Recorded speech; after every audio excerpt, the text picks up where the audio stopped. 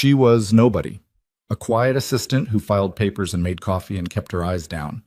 Then one late night, she opened the wrong encrypted folder, and every assassin in Chicago got her name.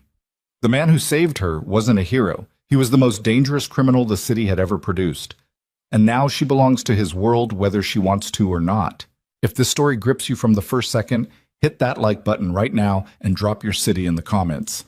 I want to see exactly how far this story travels. Stay until the very end. You will not see the final twist coming.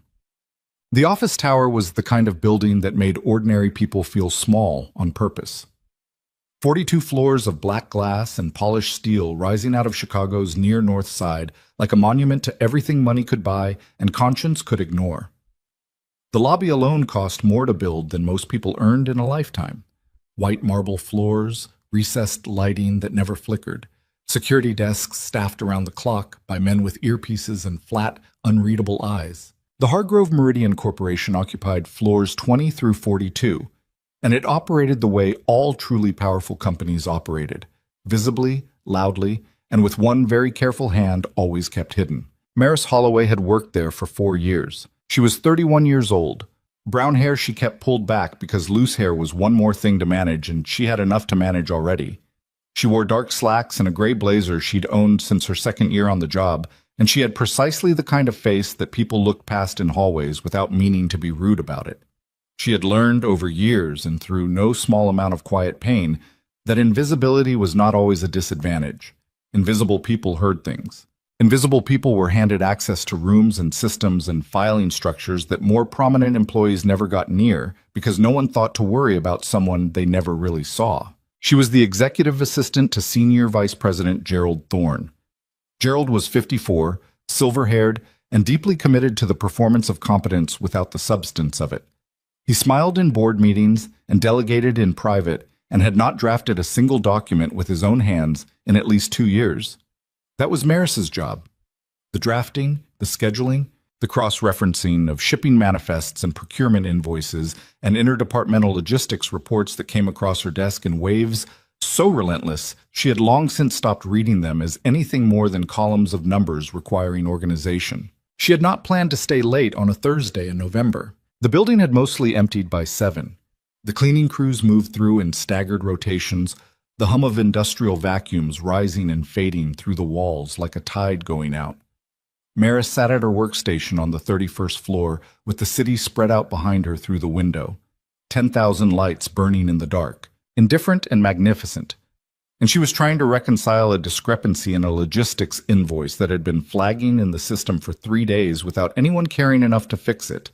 A shipment number, a routing code, a freight carrier designation that did not match any of the carriers listed in the approved vendor database. It was the kind of thing that should have taken 20 minutes to resolve with a phone call to accounts receivable. But accounts receivable had gone home at 5. The vendor directory was locked behind a permissions wall she didn't normally have access to, and the only reason she had access tonight was because Gerald had handed her a temporary elevated clearance code 2 weeks ago to pull historical procurement records for a board presentation he ultimately decided he didn't need. He had forgotten to revoke the access. Maris did not think about that too hard. She input the code, navigated to the freight carrier archive, and started pulling records. The carrier designation, HMX Consolidated Freight, listed in the flagged invoice as a regular contractor, did not appear in the approved vendor list. It didn't appear in any vendor list. She ran a search across the full database. Nothing. She ran it against the shipping division's contractor registry. Nothing. She pulled the last 18 months of logistics records and ran a manual cross-reference. HMX Consolidated Freight appeared in 47 invoices totaling just under $12 million, all flagged with the same routing code, all signed off by the same internal authorization stamp, Gerald Thorne's stamp. She sat very still for a moment. The logical answer was a data entry error propagated across multiple records. A clerical mistake. A shadow vendor that had somehow slipped through compliance review. She had seen stranger things. She started pulling the associated shipping records, the manifests attached to those 47 invoices, because if there was a legitimate explanation, it would be in the manifests, in the itemized descriptions of cargo, in the documented chain of custody from origin to destination. What she found instead was an encrypted file partition she had never seen before. It sat behind the freight manifest folder like a room behind a wall. It was not listed in the directory index. It should not have been accessible through her clearance level, but the temporary access code Gerald had given her, a broad, improperly scoped permissions grant that an IT administrator would have wept to see, had not been configured to exclude it, and the partition opened when she clicked it the way a door opens when no one thought to lock it. She almost closed it without reading. She did not close it. Inside were 73 files organized by date over a 30-month period. The file names were alphanumeric strings, meaningless on their surface. She opened the first one. It was a shipping manifest, but not like any manifest she'd ever processed. The cargo descriptions were coded, freight weights listed in configurations that made no physical sense for the labeled container dimensions. Routing paths that moved through 4 intermediate ports before reaching documented destinations, with transfer windows too brief for the distances involved unless you weren't actually transporting the containers across those distances at all, just cycling documentation through the port records. She opened a second file, a third, a fourth.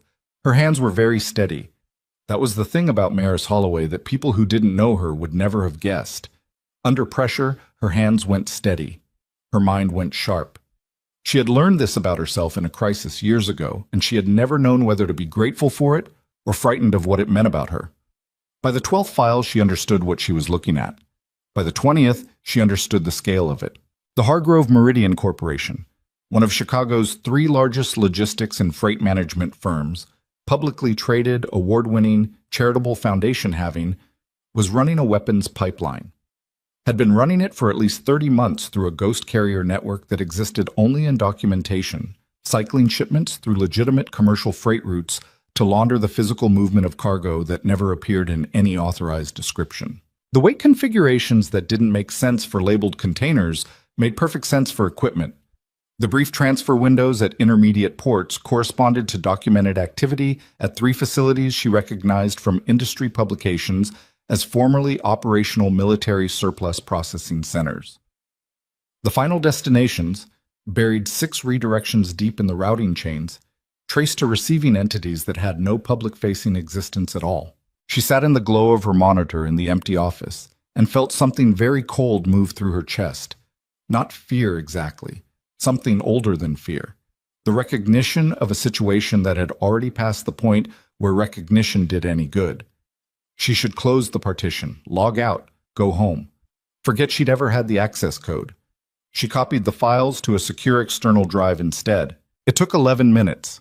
She watched the progress bar with the particular focused calm of someone whose brain had temporarily outrun her ability to feel appropriately terrified. She was thinking about the 47 invoices, about Gerald Thorne's authorization stamp, about the fact that $12 million across 30 months was not accounting noise. It was operational funding for something that required sustained infrastructure, sustained silence, and sustained cooperation from someone with enough authority to move cargo through a major corporation's legitimate freight network without triggering a single compliance review. The drive finished transferring at 9:47 p.m. She was pulling it from the port when the elevator doors at the far end of the floor opened. She did not look up immediately. At this hour, it was maintenance or a forgotten phone or someone from the overnight IT team running a server check. She slid the drive into her jacket pocket and began closing the file windows on her monitor with the methodical efficiency of someone finishing up routine work. Behind her, she heard footsteps. 2 sets, moving with purpose, not the shuffling drift of maintenance workers. She pulled up her desktop background, straightened a folder on her desk, picked up her phone as though checking messages. The footsteps stopped 6 feet behind her. Maris Holloway. It wasn't a question. She turned. There were 2 of them, men in dark suits that were expensive in the wrong way. The way that meant they were chosen for ease of movement rather than aesthetics. The taller one had pale eyes and a jaw that looked like it had been broken at least once and healed incorrectly. The shorter one was younger and stood very still with his hands at his sides in the particular way of someone who had been trained to stand that way. "Yes," she said. "You've been working late," the tall one said. "Quarterly reconciliation."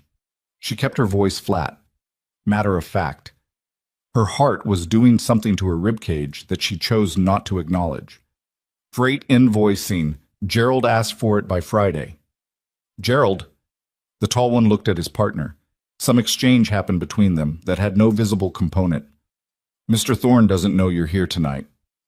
I don't need his permission to work overtime. You accessed a restricted data partition at 9:31 p.m., the shorter one said. His voice was younger than his face, precise, clipped, like he'd practiced it. That access was logged. She felt the drive against her ribs through the jacket lining. I was reconciling a vendor discrepancy. I had authorized clearance, temporary clearance, the tall one said, which was supposed to be revoked 2 weeks ago.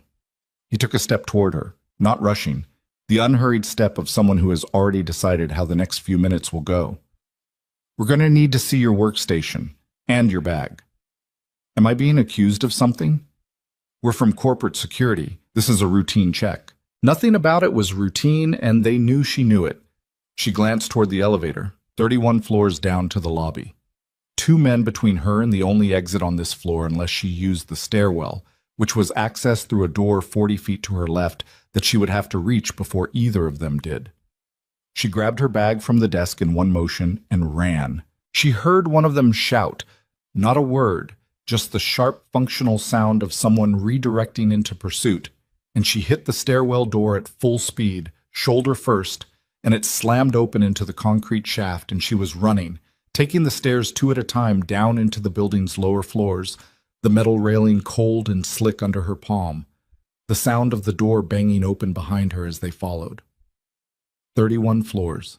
She wasn't going to make it to the lobby before they called ahead. She cut off at the 22nd floor, shoved through the door into a darkened open-plan office space she had been in twice before for interdepartmental meetings, and moved through the rows of empty desks in near darkness, using only the ambient glow from the city outside the windows to navigate. Her breathing was coming hard but controlled. Breath in through the nose, out through the mouth, the rhythm her college track coach had drilled into her a decade ago, for reasons that had nothing to do with running from corporate assassins in a Chicago high-rise. She pressed herself against the wall beside a row of filing cabinets and listened. The stairwell door opened. One set of footsteps, moving cautiously now. She heard the soft click of a flashlight beam sweeping across the office. He wasn't calling out. That told her something she did not like about the nature of his intentions. Security personnel called out. They announced themselves. Men who moved silently through dark office floors after a woman they just chased down a flight of stairs were not interested in a conversation. She moved toward the service corridor at the far end of the floor, a maintenance access passage that ran behind the mechanical systems and connected to a secondary elevator bank used only by building operations. She had mapped this building in her first 6 months on the job the way she mapped every space she inhabited for any length of time, because that was a habit she'd developed after the year she'd spent in a bad apartment, in a bad building, in a part of the city where knowing the exits was not paranoia, it was arithmetic. She found the service corridor door in the dark. The handle was unlocked.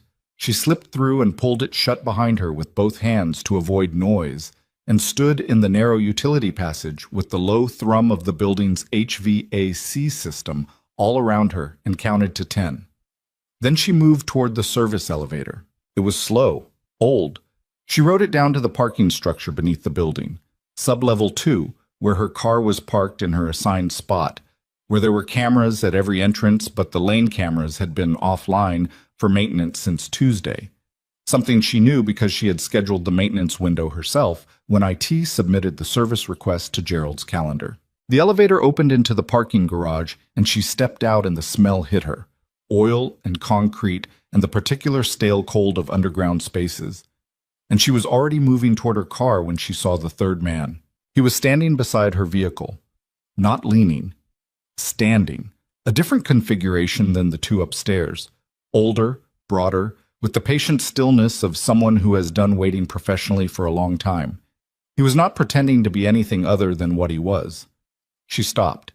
He looked at her across the expanse of gray concrete without urgency.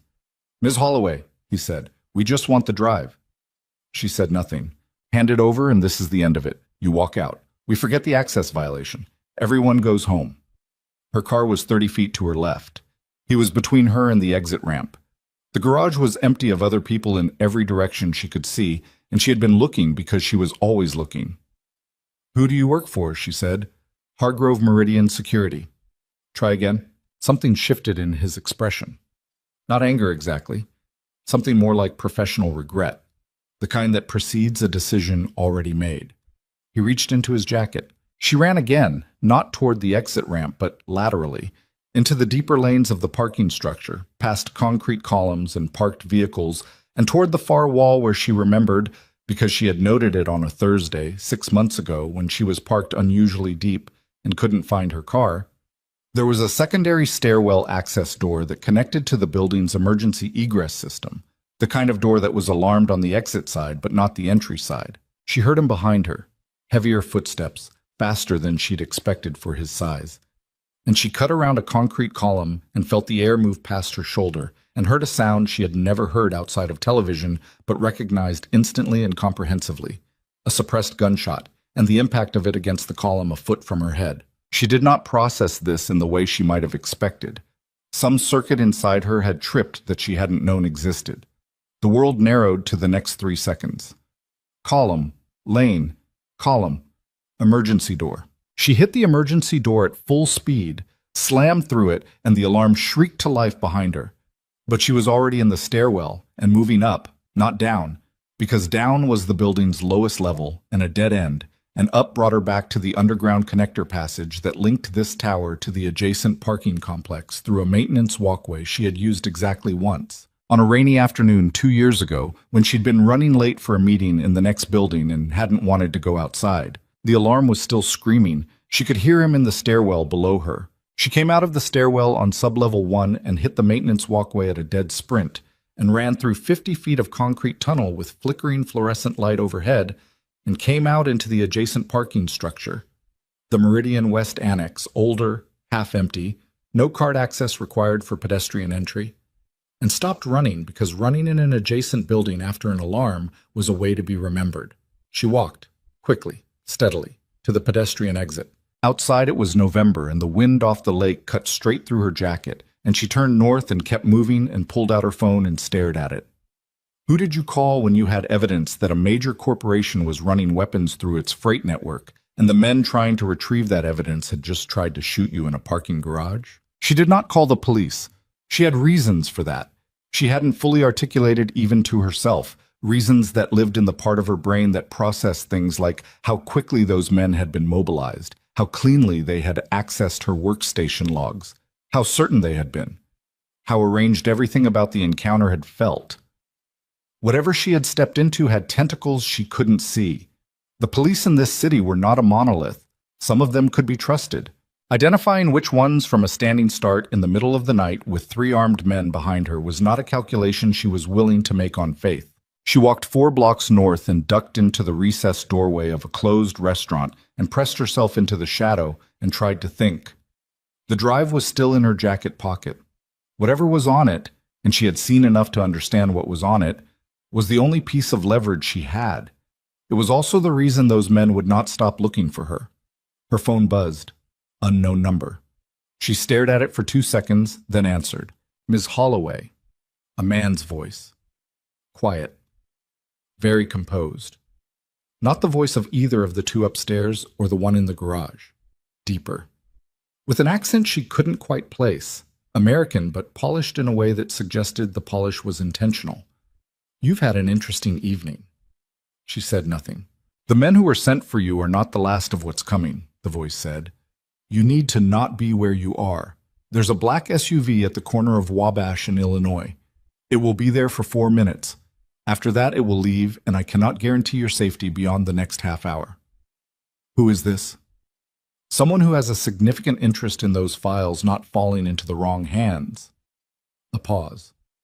And in your continued breathing, which at the moment are the same interest. How do you know where I am? Because I have known where you are for considerably longer than tonight. Another pause, briefer. You have 3 minutes and 40 seconds to make a decision, Ms. Holloway. I'd suggest you not overthink it. The line went dead. She stood in the doorway for 10 seconds. She thought about the suppressed gunshot and the concrete column and the distance between them. She thought about the 73 encrypted files and what they meant about the people who had put them there and what those people were willing to do to recover them. She walked to the corner of Wabash in Illinois. The black SUV was there, idling, No plates visible from the approach angle. The rear door opened as she got within 10 feet of it, not from the inside, but it was triggered remotely. And the interior was dark. She could make out a single figure in the front passenger seat. The back was empty. She got in. The door closed. The vehicle moved immediately, smooth and unhurried, merging into the thin late-night traffic on Wabash heading north. The partition between front and back was glass, and through it she could see the driver, a broad-shouldered man with a shaved head, and in the passenger seat the figure she'd glimpsed, who did not turn around. She waited. 3 blocks. 4. They crossed the river. Then the passenger seat figure turned and looked at her through the glass partition, and she felt something shift in the room's architecture, some fundamental recalibration of everything she had assumed about where she was and who she was with. She knew his face. Everyone in Chicago's business world knew his face. Dorian Blackthorne, 45 years old, the CEO of Blackthorne Capital Meridian, the holding company that sat above Hargrove as a parent entity, a fact she had known in the abstract corporate structure way she knew many things, the way you knew weather patterns in cities you'd never visited. He appeared in the Tribune's business section 2 or 3 times a year, always photographed at a remove, at events, in groups, never in the close, personal way that profiled CEOs were typically captured. He had the kind of face that photographs made slightly wrong, as if the camera couldn't quite decide what it was looking at. Strong jaw, dark hair going silver at the temples, eyes that were a gray so pale they looked lightened, which in photographs read as coldness, but in the actual physical proximity of the SUV's rear compartment read as something considerably more complicated. "You opened the partition," he said. His voice through the glass was the same as it had been on the phone. Quiet. Deliberate. "I reconciled an invoice discrepancy," she said. "Your company has a data partition problem." "My company has several problems. You've just become aware of one of them." He studied her with the measuring attention of someone accustomed to making fast, accurate assessments. "Are you injured?" "No." "They fired at you." They missed. Something moved across his expression. Not surprise. Not quite relief. Something more compressed than either. "The drive you took from the 31st floor partition contains records of a freight operation that several parties are highly motivated to either possess or destroy. The men who came for you tonight were sent by someone inside Hargrove's operational division. They are not the only ones who know you accessed those files." "Who are you exactly?" she said. She kept her voice steady, and she was proud of herself for it. He did not answer immediately.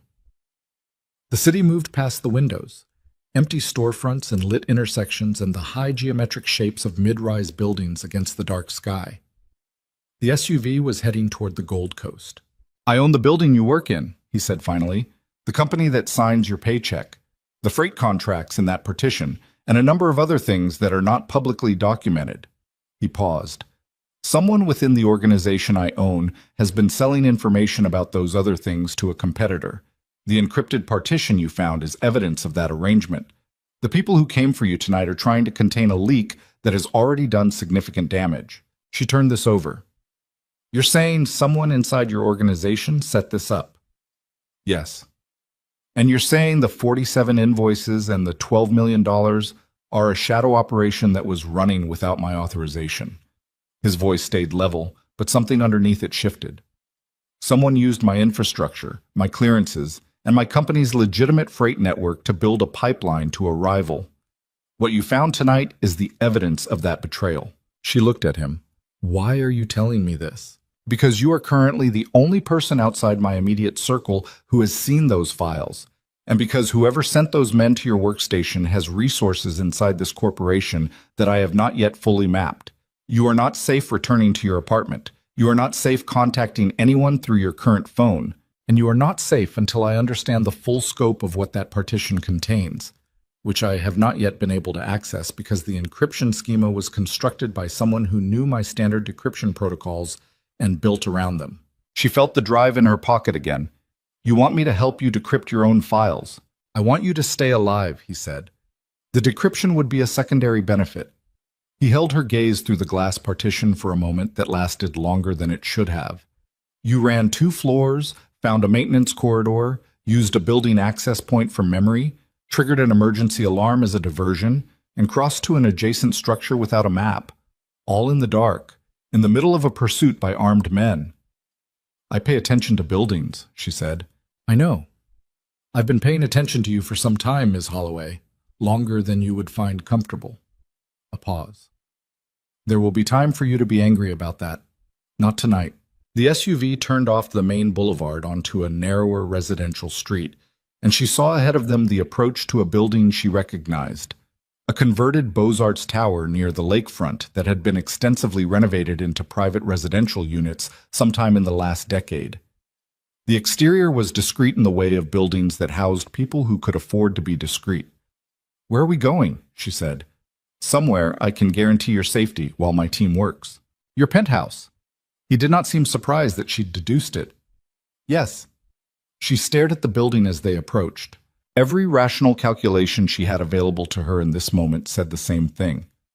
She was in a vehicle with a man she did not truly know, heading into a building she had no independent access to, with a piece of evidence that multiple armed parties wanted to take from her by force. The rational calculus of self-preservation said to demand to be let out at the next intersection, to disappear into the city on her own terms with the drive and figure out her next move from a position of independence. She looked at the concrete column in her memory, at the space between where the bullet had hit and where her head had been.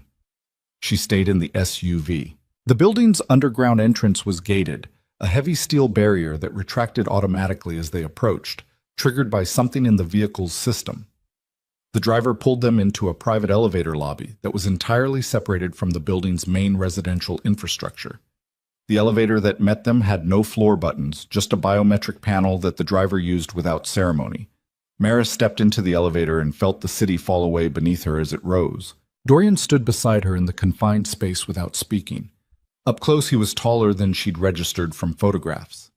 He wore a dark suit with no tie, the collar of his shirt open, and there was a quality to his stillness that she had not expected. Not the forced calm of a man controlling himself, but the natural stillness of a man for whom control required no effort. It should have been reassuring. It wasn't quite. The elevator opened directly into the penthouse. She had a split second to register the space, vast, high-ceilinged, with a wall of windows that faced the lake, the water, a black mirror edged with city light, before three other people entered her field of vision. A woman, mid-40s, sharp-featured, with the compact energy of someone who moved quickly and thought faster, standing at a table arrayed with screens and equipment. Two men near the far wall who had the particular posture of professionally trained security, the kind who didn't fidget, didn't glance at her, simply registered her arrival and adjusted their standing positions fractionally. "This is Raina," Dorian said, indicating the woman at the table. "She runs operational intelligence for my organization. She's been tracking the partition access since 9/31. Raina looked at Maris with an expression that was not unfriendly and was not particularly warm and was primarily just assessing. "You know what you found?" Raina said. "Weapons trafficking through a ghost carrier network," Maris said. 30 months of documented operations. The routing obscures the final destinations, but the cargo weights and transfer configurations point to military-grade equipment. The authorization trail inside Hargrove runs to Gerald Thorne, but Thorne doesn't have the authority to have set up the carrier relationships independently. Someone above him built the framework and let him manage the documentation. Raina looked at Dorian. Dorian looked at Maris. "She's better than you said," Raina said. "I know," he said. Maris pulled the drive from her jacket pocket and set it on the table. "The encryption on the partition files," she said. "The schema uses a modified two-layer approach. I noticed the file headers don't conform to standard commercial protocols. Whoever built it used a hybrid structure. I've seen something similar in financial regulatory documents from a European compliance framework. If your people have worked with Basel IV implementation data, you might recognize the outer layers architecture." Raina sat down at her station with something that might, in different lighting, have been called respect. "Start talking," Raina said. And Maris, who had spent 4 years in a building full of people who looked through her, pulled a chair up to the table and started talking. She walked Raina through every file she'd opened, every routing anomaly she'd clocked, every document weight and timestamp that had flagged in her mind as structurally wrong. She had a memory for organizational data that she'd never fully understood, Not photographic exactly, more architectural, the way some people held the layout of buildings. She held the layout of documents and their internal logic. An invoice inconsistency she'd opened at 9:20 p.m. felt as present and detailed as if she were still reading it. Rena worked while Maris talked, cross-referencing what Maris described against parallel data on her screens, moving fast with an efficiency that told Maris this woman had been doing exactly this kind of work for years. The two men near the wall remained where they were. Dorian had moved to the window, standing with his hands clasped behind his back, looking at the lake. At some point, Maris registered that it was past midnight. At some point, she registered that she was not afraid anymore, which was either a sign that she had processed the danger and contextualized it, or a sign that she was running on adrenaline past the point of useful emotional signal. She decided not to examine that too closely. At 1:15 in the morning, Rena looked up from her screens. "The outer encryption layer is what she said," Rena told Dorian. "Basal variant hybrid. I can get through it. The inner layer is different, purpose-built, not commercially derived. Someone who knows our standard protocols built specifically around them." She paused. This wasn't an outside operator. This was someone with intimate knowledge of how we secure sensitive operational data. "How intimate?" Dorian said, still facing the window. "Senior circle intimate. Inner ring access to our security architecture." Silence. Dorian turned from the window and his expression was not rage and not grief, which Maris might have expected from a man learning that someone very close to him had sold his empire's operational secrets to a rival. It was something colder and more deliberate. The expression of a man who had already suspected this and was now confirmed and was in the process of rerouting every subsequent calculation accordingly. Cross-reference the authorization signatures from the partition files against the security clearance holders with inner ring access, he said. "I want a name before morning." "I'll have it sooner than that," Rena said. Dorian looked at Maris. "You should sleep," he said. "I'm not tired. You're running on shock chemistry, and you'll crash in the next 90 minutes regardless of what you think you want." He said it without condescension, a statement of mechanism, not criticism. "There's a room prepared. When Rena has the decryption completed, we'll need you back. Your read of the routing patterns is faster than anything my team can produce cold." She looked at him. "I'm an executive assistant," she said. "You were an executive assistant." He held her gaze with those pale gray eyes that the cameras had always gotten wrong. "That ended at 9:31 p.m. when you opened the partition. It wasn't cruel. It wasn't kind. It was accurate in the way of things that had already happened and could not unhappen." She took the room. It was on the penthouse's north side. Large, spare, with windows that faced the lake from a different angle. She sat on the edge of the bed in her work clothes and looked at the water. The city's distant glow reflected on its surface in broken, shifting patterns. She could hear the wind against the glass, high and thin. She thought about Gerald Thorne's authorization stamp on 47 invoices. She thought about who would have needed to build an infrastructure above Gerald to route those shipments, to establish the ghost carrier relationships, to construct the encryption partition and embed it in the freight archive where no one would think to look. She thought about what Dorian Blackthorne had said, that someone in his inner circle had built around their own security protocols. She thought about what that meant, about who would have had both the motivation to betray him and the structural access to do it this thoroughly, this invisibly, over 30 months. Someone who smiled at him across conference tables, someone he trusted. She pressed the heels of her hands against her eyes. Outside, the lake moved in the dark, enormous and indifferent, and somewhere in the city the men who had come for her tonight were regrouping, and whoever had sent them was learning that she had not been recovered and was deciding what to do next. Maris Holloway lay down on top of the bed covers fully dressed and stared at the ceiling. She did not sleep. Not for a long time. And when she finally did, it was to the sound of Rena's voice carrying from the other room. Sharp, certain, saying a name she could not quite make out. A name that was apparently enough to make one of the men by the wall say, under his breath, something that sounded like disbelief. She was still trying to hear it clearly when exhaustion finally pulled her under. By morning, she would know the name. By morning, she would understand that knowing it was only the beginning of what came next, and that whoever had planted a traitor this deep inside Dorian Blackthorne's empire was not finished. They had wanted the drive. They hadn't gotten it. And people like that, people who built 30-month weapons pipelines inside legitimate corporations without anyone seeing them, did not accept setbacks without answering them with something significantly worse. The city lights burned beyond the glass. The lake moved. And deep in the fortress above Chicago, the storm that had been building in the dark for 2.5 years finally had a direction. The name was Vincent Cray. Maris heard it clearly at 6:14 in the morning when Rena said it a second time, louder, because Dorian had not responded to the first. She was standing in the doorway of the room they'd given her, still in yesterday's clothes, her hair pulled back with a rubber band she'd found in her jacket pocket. She had slept maybe 90 minutes. Her mouth tasted like copper and stale air, and the particular flatness that came after adrenaline finished burning through a system and left nothing behind. Dorian was standing at the central table. He had changed, dark shirt, no jacket, and he was holding a coffee cup that he had apparently stopped drinking from at some point in the last few minutes. His knuckles were white around the ceramic. "Say it again," he said. "Vincent Cray," Rena said. She did not look away from her screens. "CFO, 14-year tenure, inner ring security clearance since year 3. His authorization signature is embedded in the encryption architecture of the partition, not as an access credential, as a construction signature. He built the partition. He built the carrier framework. He's been running it out of a subsidiary account structure that mirrors legitimate intercompany transfers closely enough that standard compliance review would pass it without flagging." The room was very quiet.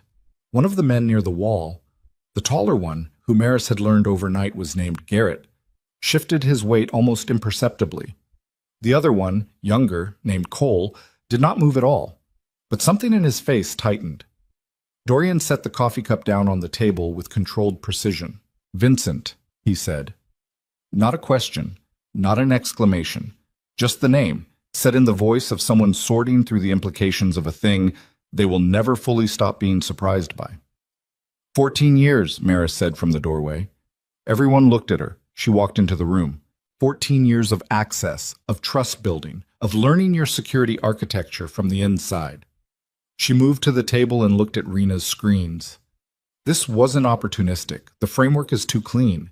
The carrier relationships took time to establish. You don't build ghost freight infrastructure in a quarter. He was planning this for years before he executed it. Dorian looked at her. "You reviewed my CFO's financial architecture in the last 4 hours. Rena walked me through the subsidiary structure while you were on the phone at 4 a.m. I cross-referenced it against the routing logic in the partition files." She held his gaze. "The 30-month timeline in the files isn't when the operation started. It's when it reached operational scale. The groundwork goes back further, probably 5 years." Something moved through Dorian's expression that she could not fully read. It was not the cold deliberateness she'd seen last night. It was something raw, underneath the control, moving fast like a current under ice. "Where is he now?" Dorian said to Rena. "His residential tracker shows him at his home in Lincoln Park. He hasn't moved since 11 last night. He doesn't know we have the files. He knows someone accessed the partition. He sent the men to the 31st floor, but if those men haven't reported back to him yet—" "They haven't reported to him," Dorian said. "They reported to whoever is running operational security on this, which is not Vincent directly." He straightened. "Vincent is the architect. He's not the hands. He has a handler on the outside, the rival he's been feeding this to." Rena pulled up a secondary screen. "Lucien Vasseur." Maris did not know the name. The way Garrett and Cole went still told her the name meant something to them that it didn't mean to her. "Who is Vasseur?" she said. No one answered immediately. That particular silence, the kind that meant the answer was being decided rather than retrieved, told her more than the answer would have. "He runs the Eastern Syndicate," Dorian said finally. "Operates out of Detroit but has significant infrastructure in Chicago. We've had a boundary arrangement for 11 years, mutually understood territory lines. He's operated inside them." A pause. "Or I believed he had." "He used Vincent to build a pipeline inside your own freight network," Maris said. "Not to steal territory, to steal your weapons operation, to steal the infrastructure, the carrier relationships, the routing protocols, the port-level contact network. With that information, he doesn't need to take territory. He can replicate my operation independently and undercut every arrangement I have in place." And you'd have no way of knowing until the arrangement started collapsing. Correct. She thought about that, about the patience required for it, about a man who had been willing to spend years building the precondition for a single decisive move. He's not done, she said. Dorian looked at her. Vincent accessed the partition to check the file integrity 2 days ago, Rena said, reading from her screen. Routine maintenance access, logged at the system level. He would have seen the timestamp anomaly from Ms. Holloway's access almost immediately. Which means Vasseur knows the partition was accessed, Dorian said. Within hours of it happening, yes. And he knows his men didn't recover the drive. Rena hesitated. The team that went to the 31st floor reported in to an external relay. I've been tracking the relay. Last transmission was at 11:47 p.m., after you brought Ms. Holloway here. The transmission confirmed the drive was not recovered. Dorian was quiet for 3 seconds. Then, lock the building, full protocol. Garrett moved without hesitation, crossing to the security panel on the far wall. Cole took a position by the elevator. Maris watched this happen and felt the architecture of the situation reorganize itself around her with the particular clarity of a system snapping into a new configuration. Last night, she had been running. This morning, she was inside something, inside its walls, inside its logic, inside the thinking of a man who had built it and was now watching someone else try to use it against him. She wasn't sure when the difference had started to matter to her. She noted that it did. I need to talk to Vincent, Dorian said. Rena looked up. You bring him in now. Vasseur knows we have him. I'm not bringing him in. Dorian's voice was even. I'm going to him. I know what it is. He looked at Garrett. 2-car configuration. You and Cole. No additional personnel. If Vincent has a monitoring arrangement with Vasseur's people, a larger footprint signals intent. And if he runs, Garrett said. He won't run. He's been maintaining his cover for 14 years. He's not going to break it over an unconfirmed access anomaly. Dorian picked his jacket up from the back of a chair. He's going to sit in his kitchen in Lincoln Park and drink his coffee and wait to see how much I know. He buttoned his jacket, looked at Maris. Stay with Rena, he said. Don't leave the floor. I wasn't planning to. I know what you were planning. I'm saying it anyway. He held her gaze for a moment that was slightly longer than the operational content of the instruction warranted. The decryption. Keep working it with Rena. The inner layer files are what we need. Everything we have so far is the outer architecture. The inner files will have the contact ledger, the names and locations of everyone in the carrier network, and Vasseur's receiving infrastructure, his warehouse locations, his distribution chain inside Chicago. He moved toward the elevator. That's the entirety of his operation. With those files, he has leverage. Without them, he has a plan and no proof of it. So we're both racing for the inner layer, she said. He stopped at the elevator. Yes, he said, and the door opened and he stepped in and was gone. Maris stood in the penthouse and listened to the building hum around her and thought about 14 years. About what it cost a person to maintain a performance for 14 years. To smile across conference tables and share meals and handle the intimate details of a man's empire while feeding that empire's organs to a rival, piece by piece, in the dark. She sat down next to Rena. Show me the inner layer architecture, she said. Rena pulled it up without comment. The inner encryption layer was elegant in the way of things built by someone who genuinely understood what they were protecting and why. Maris worked through it with the methodical attention she gave to everything.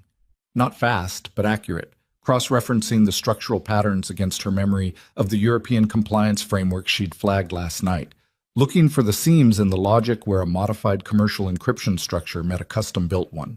The seams were always where you got in. Every hybrid system had them. She found the first seam 40 minutes later. Here, she said, pulling Rena's attention to a specific file header structure. The outer layer's verification protocol expects a hash confirmation at this position. The inner layer's custom architecture generates a hash response that's 4 bits longer than the outer layer expects, which means the verification handshake fails at authentication and the outer layer assumes the inner layer is inaccessible. But the inner layer isn't locked. It's just speaking a different dialect. Rena stared at the screen. If we build a translation bridge at the handshake point, we bypass the authentication failure entirely. Yes. Maris leaned forward. It'll take maybe 2 hours. Maybe less. Rena was already building it. Maris sat back and rolled her neck and listened to the lake wind against the glass. Her back ached. Her eyes felt like they'd been rubbed with sand. She had not eaten since lunch the previous day, and the coffee Rena had handed her an hour ago had been the only input her body had received since she'd run down a stairwell with a gunshot in the wall behind her. She thought about her apartment, about her cat, a 7-year-old gray tabby named Silt, who would be annoyed rather than worried at her absence, because Silt was constitutionally incapable of worry and managed disapproval as his primary mode of emotional engagement.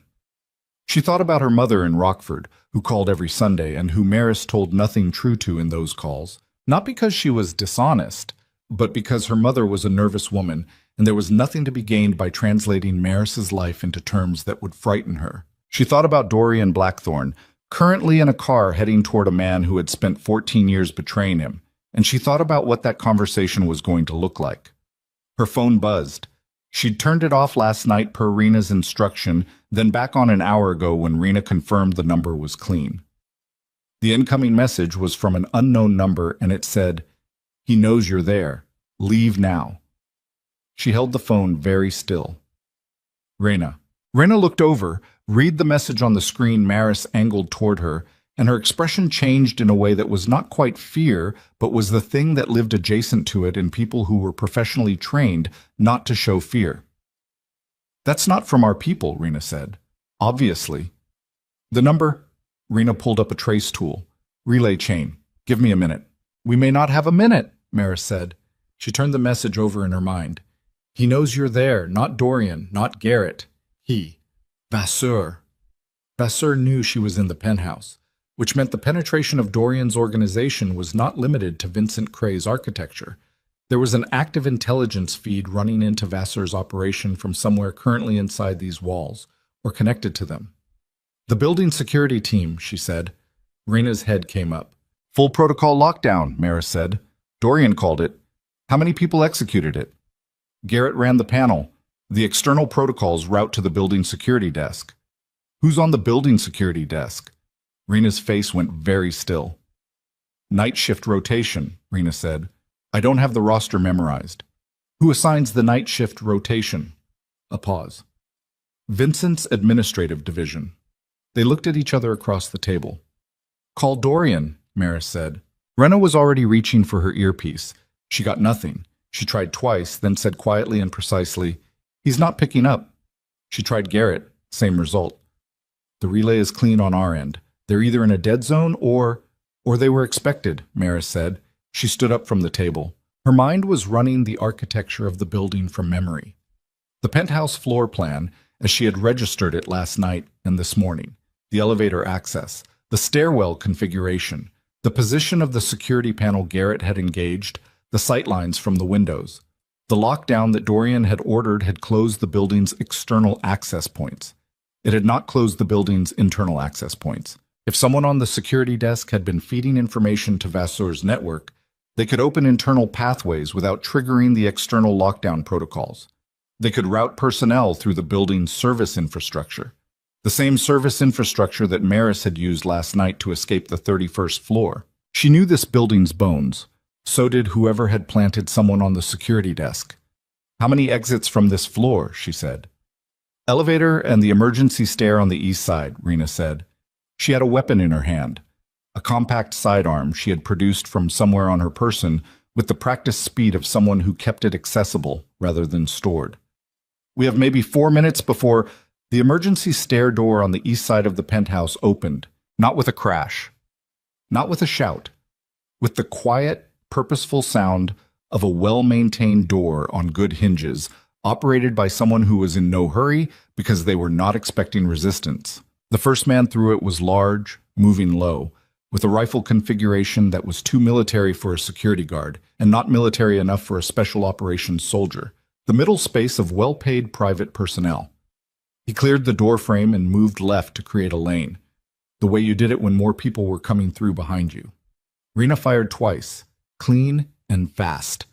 The man went down. The door swung back closed. Silence for 2 seconds. Then Maris heard them on the other side of it, the sounds of reorganization, of men adjusting to the reality that the room was not undefended. She was already moving, not toward the door but across the room to the security panel that Garrett had engaged during lockdown. She had watched Garrett's hands when he'd activated it. Not all of it. Enough. There's a secondary lockdown layer, she said. Building sections. If I can isolate the east stair corridor. The panel needs a biometric, Rena said, moving to cover the elevator door while keeping sightlines on the east stair. I know. Maris looked at the panel. Garrett's biometric had activated the outer protocol. But the section isolation controls were a subordinate function. A management tier, not a security tier. The access control schema for subordinate functions was different from the master protocol. She had seen this architecture before in a different context, not in a building, but in a financial regulatory compliance structure, where primary and subordinate authorization tiers were kept separate specifically to allow operational management without requiring executive sign-off on routine decisions. She pressed her thumb to the panel. It rejected her. She held her hand flat against the panel's sensor field instead of using a fingertip. Some older generation biometric systems in high-end residential construction. She had read this in a facilities management journal she'd processed for Gerald's building committee review 2 years ago, one of thousands of documents she'd absorbed without knowing why. Some older systems used a palm vein scan as a secondary authorization pathway for management access, legacy designed to allow facilities managers to operate building sections without primary security credentials. The panel read her palm. It accepted. She hit the section isolation for the east stair corridor. From the other side of the door came the heavy mechanical sound of security barriers engaging in the corridor walls, the kind of physical barriers that belonged to a building built by a man who understood that access control was not a digital problem but an architectural one. Maris stepped back from the panel. Her hand was shaking. She looked at it. Then she closed it into a fist, and the shaking stopped. 2 more entry points, Rena said from across the room. Service corridor access behind the kitchen, and the roof. They'll know the stair is sealed, Maris said. They'll split. 1 team to the service corridor, 1 team to... Her phone buzzed again. She looked at it. Same unknown relay number. This time the message said, lobby, ground floor. He's walking into it. Dorian. She thought about the 2-car configuration heading to Lincoln Park. About Vincent Cray sitting in his kitchen, waiting to see how much Dorian knew. About the relay transmission at 11:47 p.m. confirming the drive had not been recovered. About a man with 14 years of patience and an active handler who had just learned that Dorian was mobile and his location was trackable. The penthouse was not the primary target. It had never been the primary target. She was not the primary target. They're here to keep us occupied, she said. Rena looked at her. The men on the east stair, the service corridor, the roof, they're not here to take the drive. Vassar knows where Dorian is going. He knew before Dorian left. She was moving toward the elevator. Vincent knew.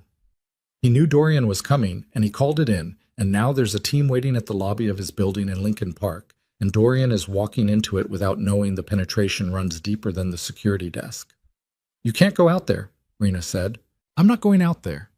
Maris stopped at the elevator. I'm calling him. Give me a clean channel, right now. The relay is compromised. Then give me something that isn't on the relay. A hardware channel, a direct frequency, something you use when the digital infrastructure can't be trusted. Rena stared at her for 1 second. Then she crossed to a drawer beneath the equipment table and pulled out a device that was small, matte gray, and distinctly not a commercial product. Short-range encrypted burst, Rena said. Quarter-mile range. If he's in Lincoln Park, he's not at Lincoln Park yet. Maris took the device. He left 9 minutes ago in a 2-car configuration. Traffic on the north end is heavy this time of morning. He's not there yet. She keyed the device. Dorian. She held the transmit open. Nothing. She tried again. Dorian, it's Maris. Do not go to Vincent's location. Do you hear me? Do not go to the location. Vincent knew you were coming before you left this building. There's a team waiting. The penetration is deeper than Cray. Someone on the building security desk was feeding your position. I need you to hear this. Static. Then, through it, his voice, distant, compressed by the encryption but unmistakable. I hear you. Don't go to Lincoln Park. A pause. Long enough that she counted it. I'm already here, he said. And through the encrypted burst she heard very distinctly, in the background of his transmission, The sound of something she had heard once before in a parking garage beneath a glass tower on a November night. The sharp, suppressed crack of a weapon being fired, and the sound of men moving, and then Dorian's voice cutting off mid-breath as the transmission died. Maris stood in the middle of the penthouse, holding the gray device against her sternum, and listened to the static where his voice had been and felt something cold and absolute move through her chest. Not panic, not the hot spiraling thing panic was, but something slower and more structural, like a load-bearing wall recognizing the moment before it fails. She keyed the device again. Nothing. Again. Static. She counted to 5 and tried a 4th time and got the same compressed emptiness that meant either the device had lost range or the signal environment on his end had changed catastrophically. She set the device on the table. Rena was watching her from across the room with the gun still in her hand and an expression that had moved past professional composure into something raw. "I lost him," Maris said. "I heard. What's his security configuration in the field? If the 2-car team is compromised, if Garrett and Cole are—" "Dorian doesn't go down easy," Rena said. The way she said it was not bravado. It was the flat declarative of someone reporting observed fact across many years of evidence. Easy isn't the question. The question is whether he walked into a prepared position with an element of surprise against him. Maris moved back to the equipment table. Behind the kitchen wall, she could hear nothing yet from the service corridor. Either the secondary team was moving carefully or they were waiting for a signal. "Pull up his vehicle tracker." "It'll be offline. Standard field protocol. Transponders go dark when the team goes operational." "Then pull up the street cameras around Lincoln Park. Vincent Cray's residential address." Rena sat down at her station and worked. Maris stood behind her and watched the screens populate with city camera feeds. The intersections around a quiet residential block in Lincoln Park at 7:20 in the morning, the street still carrying the thin, pale light of a November dawn, a few dog walkers, a delivery truck on the cross street, bare trees against a white sky. Then Rena found the block. 2 black vehicles pulled to the curb. One of them was Dorian's. The other was not. It was parked 50 yards north and had been there, Rena confirmed by pulling back the camera timeline, for 41 minutes, before Dorian had left the penthouse. "He walked into a perimeter," Maris said. The camera feed showed movement, 4 men emerging from the northern vehicle. Then the doors of Dorian's cars opening. Garrett first, then Cole, using the vehicles as cover, and between them, moving low and fast toward the nearest building entrance, Dorian. He was upright. He was moving under his own power. Maris let out a breath she had not registered holding. The camera angle was not good. A traffic intersection feed, the wrong geometry for the action happening mid-block. But she could track the general shape of it. Garrett engaging left, Cole right. Dorian through the entrance of what appeared to be a brownstone 3 doors down from Vincent Cray's address. Then the service corridor door behind the kitchen moved. Not opened. Moved. The handle depressing fractionally, the way a handle moved when someone on the other side tested it carefully to determine whether it was locked. Rena brought her weapon up. Maris did not move. She was watching the handle. It depressed. Held. Released. Silence. "They're waiting," Maris said quietly. "They want us to commit to a position." "Or they're breaching on account," Rena said. "If they were breaching on account, the East Stair team would have already come through." Maris thought about the building section isolation she'd triggered. The stair corridor was physically sealed. It would take cutting equipment or explosives to breach it, and neither of those was a quiet option in a residential tower. "They can't come through the stair. The service corridor is their only soft entry point. One team, one direction. That's a holding action, not an assault. You think Vasseur's primary objective isn't the penthouse. I think the men in this building are here to make sure we stay in this building." She looked at the camera feeds on Rena's screens. The primary objective is on that street in Lincoln Park. Rena stared at the feeds. On the camera, the 4 men from the northern vehicle had taken positions on the block that were too geometrically precise for a spontaneous response, 2 covering the brownstone entrance Dorian had used, 2 moving to cover the rear egress. They were not trying to breach. They were containing. "Vincent Cray isn't in his house," Maris said. She had been building this for the last 3 minutes, and it had just reached the point of certainty. He knew Dorian was coming. He cleared out and left the block covered. Dorian went into that brownstone to flank the position, and now he's inside a building he doesn't know with a contained perimeter and no clean exit. That's a trap, Rena said. It's a very patient trap. Maris moved toward the elevator. One that was set before last night, before the partition was accessed. This was already in motion, the penthouse breach team, the Lincoln Park perimeter, all of it. Vincent didn't improvise this after the partition access. He had this ready. The partition access just accelerated the timeline. Maris. Rena's voice carried something in it that made Maris stop with her hand on the elevator panel.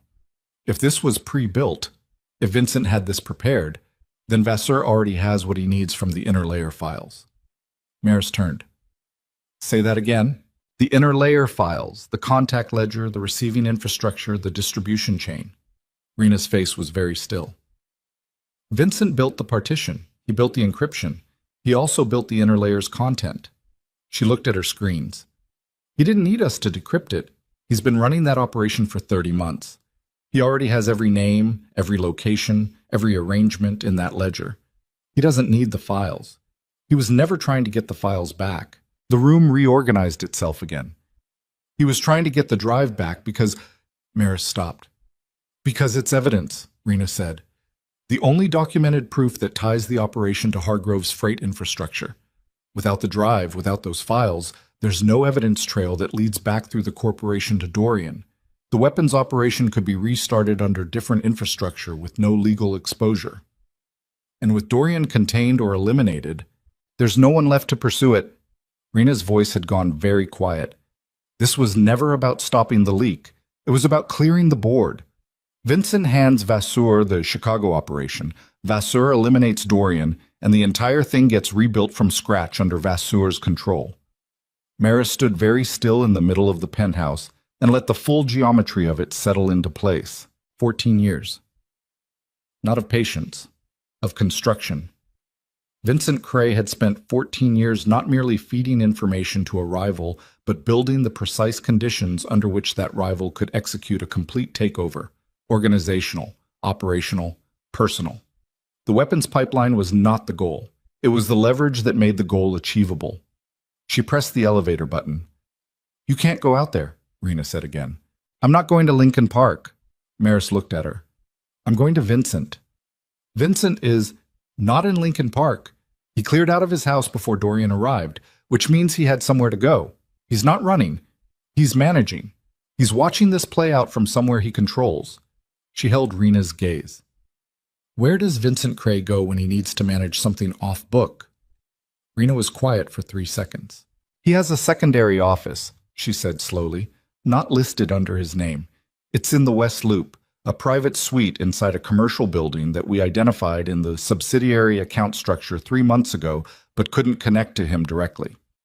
Dorian flagged it as a potential operational node, but we didn't have enough confirmation to That's where he is. The elevator opened. Maris stepped in.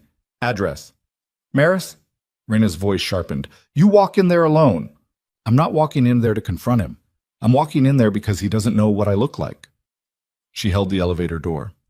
He knows someone accessed the partition. He knows a woman was recovered from the parking garage by Dorian's team. He does not know my name, my face, or that I've spent the last 6 hours reconstructing his entire operational architecture. She paused. I'm invisible, Rena.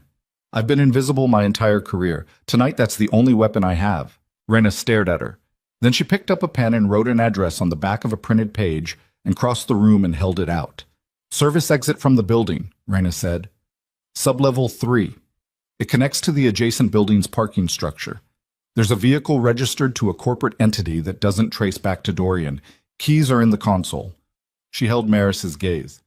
Get eyes on him. Get out. Do not engage. If you engage, you're dead.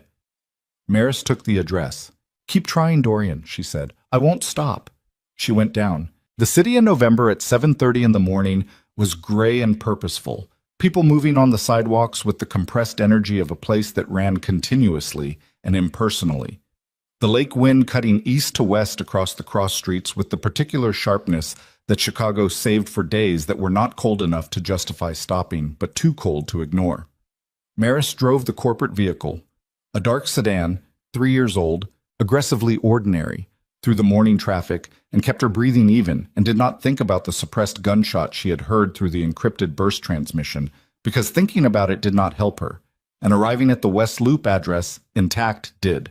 The building was a mid-rise commercial block, 12 floors of late 90s construction, the kind of building that housed accounting firms and mid-tier law practices and the administrative offices of businesses that needed a respectable address without the overhead of a premium location.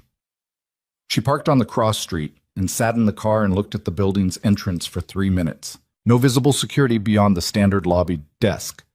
2 camera positions on the exterior, standard commercial coverage. The entrance foot traffic was building toward the morning peak, people arriving with coffee cups and messenger bags, the ordinary machinery of a workday beginning. She was wearing yesterday's dark slacks and gray blazer.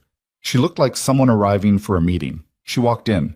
The lobby desk attendant was young, barely 20, with the half-attentive posture of someone whose surveillance capability was limited to checking IDs for scheduled visitors. Maris did not approach the desk. She walked to the building directory on the far wall and scanned it with the focused efficiency of someone who knew what they were looking for, which she did not, and found nothing under Vincent Cray or any name she recognized. The directory listed companies by suite number. She was looking for a suite that corresponded to the subsidiary account structure she'd seen in the financial records, a company name that had appeared in the account ledgers as a shell entity, something called Meridian West Consulting Group, Suite 804. She took the elevator. The 8th floor was quieter than the lobby, a corridor lined with frosted glass office fronts, the muffled sound of phones and keyboards, the ambient hum of a floor that was occupied but not busy. Suite 804 was at the far end of the corridor, its frosted glass darker than the others, the light behind it lower. A small placard beside the door read, Meridian West Consulting, in the understated font of an entity that did not need to advertise. She stood in the corridor outside it and listened. Voices. 2 of them. Male. Speaking at a level that was controlled but not calm, the register of a conversation that was managing urgency rather than discussing routine business. She recognized one voice immediately. She had processed 4 years of his calendar, his correspondence, his interdepartmental memos. She knew the cadence of his speech the way you knew the sound of a door in a house you'd lived in long enough, without having to identify it consciously, because identification was not the point. The point was recognition, immediate and comprehensive. Gerald Thorne, not Vincent Cray. Gerald Thorne was in Suite 804 at 7:40 in the morning, speaking in the controlled urgent register of a man managing a crisis. She pressed herself against the wall beside the door and listened, and the conversation became audible in fragments. Not enough to reconstruct completely, but enough to hear Gerald say the drive is still out there, and enough to hear the second voice, which she now understood was not Vincent Cray, respond, "It doesn't matter, it's already done." She can't prove any of it without the authorization chain, and enough to hear Gerald say, with a sharpness she had never heard in 4 years of working for him, "The authorization chain runs through my stamp. Vincent made sure of that. If anyone reads those files, I'm the one who goes down for it." She stood very still against the wall. Gerald. Gerald Thorne, who had handed her an improperly scoped clearance code 2 weeks ago. Gerald Thorne, whose authorization stamp appeared on 47 invoices totaling $12 million. Gerald Thorne, who had forgotten to revoke her access. He had not forgotten. She understood this with the absolute finality of a mathematical proof reaching its conclusion. The clearance code, the timing, the access that had been left open precisely long enough for a sufficiently thorough assistant to find the partition and open it. Gerald had not made an error. Gerald had made a choice. To expose the partition to someone who would document it and remove the documentation before Vasseur's people could eliminate it, because Gerald was not a principal in this operation. Gerald was a liability, and liabilities sometimes tried to create insurance. He had used her. He had pointed her at the files like a tool, knowing that someone would come for her, and that someone with enough resources might intercept the recovery. He had calculated that Dorian's organization would move to protect the drive before Vasseur's team could eliminate her. He had not calculated that she would be sitting outside his door at 7:40 in the morning. "You understand what I'm telling you," Gerald said through the door. His voice had dropped lower. "If Blackthorne reconstructs the authorization chain from those files, I need to not be findable." That was the arrangement. Vincent promised me that was the arrangement. A pause. The second voice. Vincent's arrangement is no longer operative. Silence. She heard Gerald's breathing change, the way breathing changed when a person understood something they had been choosing not to understand. What does that mean? He said. It means the operation has moved past the phase where your arrangement with Vincent has functional relevance. I have documentation. I kept records, dates, communications, every instruction Vincent gave me. I kept them off system, hard copy, in a location that nobody... Gerald. The second voice was very patient. Where are they? The silence that followed was the silence of a man recognizing the shape of the situation he was actually in, which was not the situation he had believed himself to be in, which was not an uncommon experience for people who made arrangements with men like Lucien Vasseur. Maurice had her phone out. She was recording. She recorded 3 more minutes of it, Gerald describing the location of his hard copy records, the second voice confirming the address back to him in the tone of someone committing it to a different kind of memory, and Gerald's increasingly fragile attempts to renegotiate terms that had never been terms at all. Then she heard a sound she recognized from a parking garage on the previous night, and she heard Gerald make a sound she could not name and did not want to, and she heard a body make contact with a floor. She was already moving, not away from the door, but pressing herself into the shallow alcove of the adjacent suite's entrance and making herself as small as her body allowed. Because the door to 804 was going to open in the next 10 seconds, and whoever came through it was going to look in both directions along the corridor with the specific attention of someone exiting a room where something irreversible had just occurred. The door opened. He was mid-40s, medium height, lean, with the kind of face that held no particular expression as its resting state. Not cold exactly, just unoccupied, the face of someone for whom other people's interiors were logistical rather than emotional information. He wore a gray coat over a dark suit. He looked left. He looked right. His gaze passed over the alcove where she was standing with her back pressed to the glass, and her hands absolutely still, and her breathing reduced to the shallow mechanical minimum her body required. He did not see her. She had spent 31 years being invisible. She had never needed it this badly. He walked to the elevator. She watched him from the alcove without moving. The elevator opened and he stepped in and the doors closed. She counted to 10. Then she crossed to 804 and opened the door, and Gerald Thorne was on the floor against the far wall, and there was blood, and he was still breathing, just barely, with the effortful, shallow breathing of a man whose body was attempting to sustain a situation that had become structurally untenable. And she knelt next to him, and he looked at her with eyes that registered her face and could not, in the span of time he had remaining, seem to decide what to do with the recognition. "The hard copy records," she said. "Where?" He looked at her. "Gerald." She kept her voice even. There was no time for anything other than even. "The records you kept. Where are they? If they document what Vincent told you to do, they document the instruction chain above your authorization stamp. They're the only thing that shows you were directed. Tell me where they are." His lips moved. She leaned closer. He told her. Then she stood up and called the emergency line and gave the address and walked out of the suite and down the corridor and to the elevator, and she stood in it as it descended, and her hands were shaking again, both of them this time. And she closed them both into fists and held them closed and felt her heart beat in her fingertips like something trying to get out. The lobby, the street, the car. She sat in the driver's seat and pulled up the recording on her phone and listened to 40 seconds of it to confirm it was clear and audible, and it was. Then her phone rang. "Dorian." She answered. "I'm out," he said. His voice was compressed, slightly rough at the edges, the voice of a man who had been running. "Garrett took a hit. He's stable. Cole got us clear." A pause, and in it she heard him breathing. "Vincent wasn't there." "I know," she said. "Vincent was never the top of it.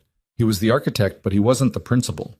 Gerald Thorne was the liability they were using as the documented fall guy, his stamp on every invoice, his clearance code on the partition access." She paused.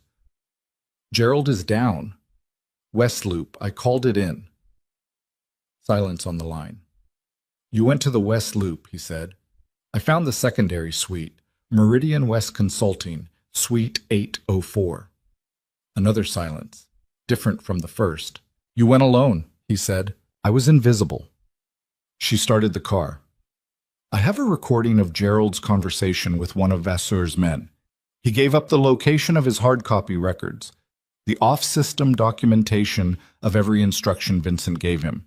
It's a full instruction chain from Vasseur through Vincent to Gerald. She pulled into traffic. And Dorian, the man in that room with Gerald, he wasn't security. He was operational. Vasseur sent someone personally to close the Gerald problem, which means Vasseur is still in Chicago. He hasn't left yet. The line was very quiet. Where are you now? Dorian said. Heading back to you. She checked the mirror. The street behind her was ordinary and continuous. But we need Gerald's records before Vasseur's people get to them. And we need to find Vasseur before he decides that leaving Chicago cleanly requires one more problem to be closed. She didn't say which problem. She didn't need to.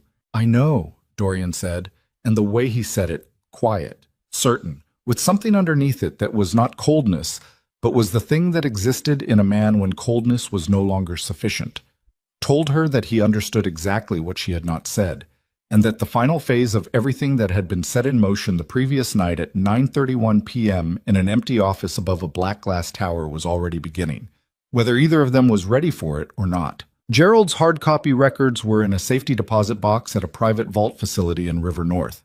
Not a bank, one of those independent storage operations that catered to people who needed documentation kept outside institutional oversight, the kind of place that asked no questions because its business model depended on not asking questions. Gerald had given Maris the box number and the access code in the last coherent minute of his life, and she had written them on the back of the address Rena had given her, and now she sat in the passenger seat of a different vehicle, Dorian's, a heavier SUV that Garrett had been driving before the bullet that had gone through his left shoulder had temporarily reassigned him to the back seat, with Cole applying pressure and a field dressing, and read the numbers off the paper while Dorian drove.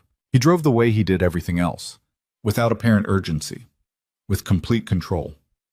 She watched him from the corner of her eye and saw the tension in his jaw and the set of his shoulders, and understood that the composure was not the absence of feeling but the management of it, the way a high-pressure system managed force, not by eliminating it but by directing it into a structure that didn't break. Vasseur's people will be moving for the box, she said. Yes. How far ahead of them are we? Depends on when Gerald was supposed to check in.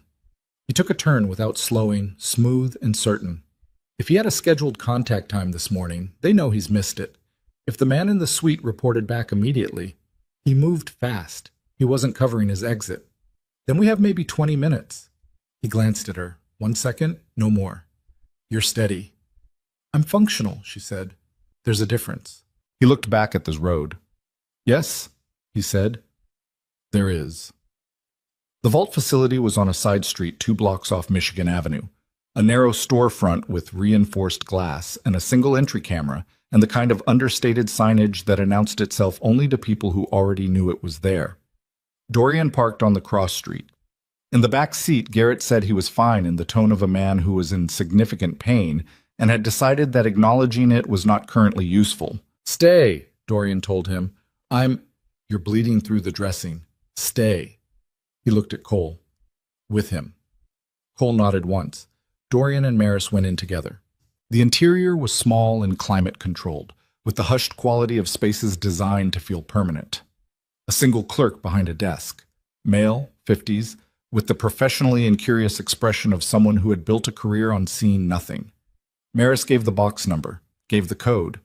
The clerk confirmed both without comment and led them to the vault room and left them there with the box on a table and the door closed behind him. The records were paper, 43 pages of handwritten notes and printed communications, dates and instructions and names, Gerald's handwriting on the notes, the printed pages bearing no letterhead but formatted in the clinical style of operational correspondence between people who understood that what they were writing should never exist. Maris went through them with her hands flat on the table and her eyes moving fast, and Dorian stood beside her and read the same pages, and neither of them spoke for 4 minutes. The instruction chain was complete. Vasseur to Vincent by encrypted channel, Vincent to Gerald by in-person meetings documented in Gerald's notes, with dates and locations and summaries of instruction, Gerald's authorization stamp operationalized across the freight network and implementation steps recorded in his own handwriting with the compulsive thoroughness of a man building his own exculpatory evidence and his own noose simultaneously. The records also contained something neither of them had known to look for: a schedule. A timeline of the operation's final phase dated with the current week's entries marked in Gerald's handwriting as active. Maris read the current week's entry twice. "He's not leaving by commercial aviation," she said. Dorian read the entry. The final phase of Vasseur's extraction from Chicago, the point at which he would leave the city with Vincent Cray and the full operational documentation of the stolen freight network, was scheduled for departure from Raleigh Executive Airport, a private facility on the city's northwest periphery used primarily by corporate charter operations and wealthy private flyers. Departure window listed as flexible within a 6-hour range beginning at noon. Current time was 9:17 a.m., less than 3 hours. "Vincent is with him," Dorian said.